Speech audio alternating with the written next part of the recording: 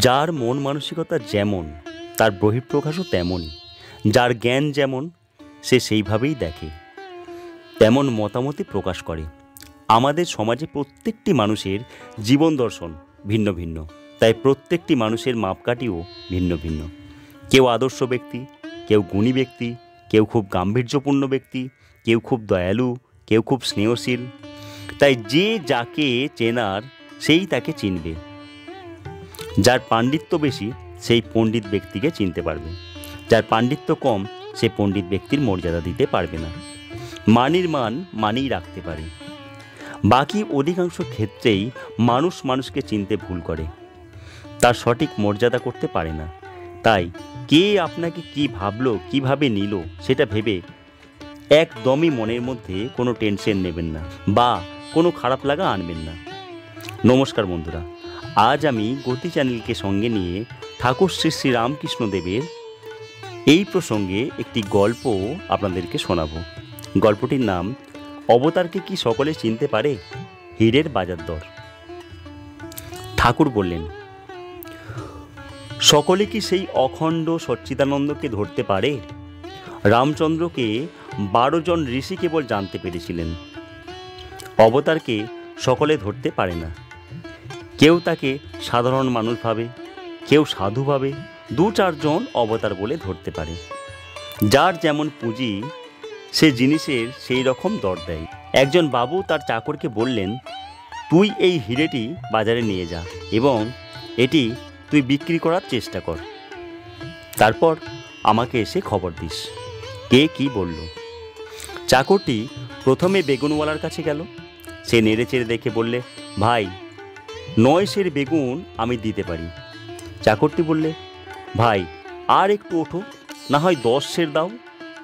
সে বললে, আমি বাজার দরের চেয়ে বেশি বলে ফেলেছি, এতে তোমার পোষায় তো দিয়ে যাও।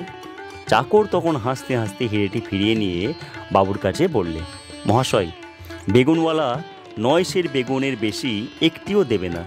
সে বললে, আমি বাজার দরের চেয়ে বেশি বলে ফেলেছি। বাবু হেসে বললে, আচ্ছা, এবার কাপড়ওয়ালার কাছে নিয়ে যা। ও বেগুন নিয়ে থাকে, ও আর কতটুকু বুঝবে? কাপড়ওয়ালার পুঁজি একটু বেশি, দেখি ও কি বলে। চাকরটি কাপড়ওয়ালার কাছে বললে, ও হে, এটি নেবে? কত দর দিতে পারো? কাপড়ওয়ালা বললে, হ্যাঁ, জিনিসটি ভালো, এতে বেশ গয়না হতে পারে। তা ভাই, আমি 900 টাকা দিতে পারি। চাকরটি বললে, ভাই আর একটু ওঠো, তাহলে ছেড়ে দিয়ে যাই, না হয় 1000 টাকাই দাও।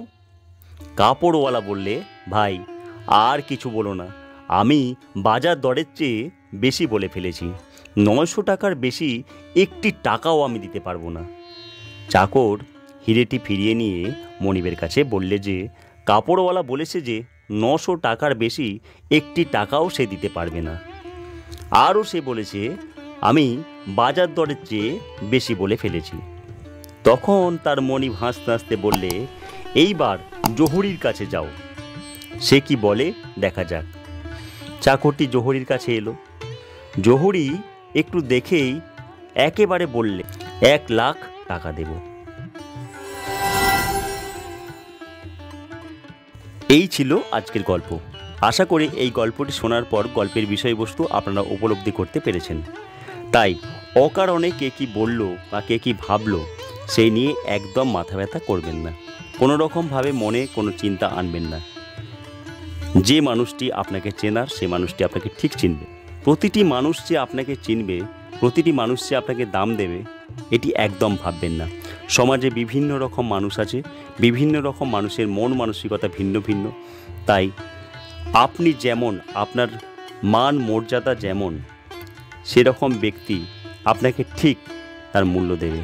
পৃথিবীতে এমনও একটি মানুষ আছে যে আপনার মূল্য অবশ্যই বুঝতে পারবে।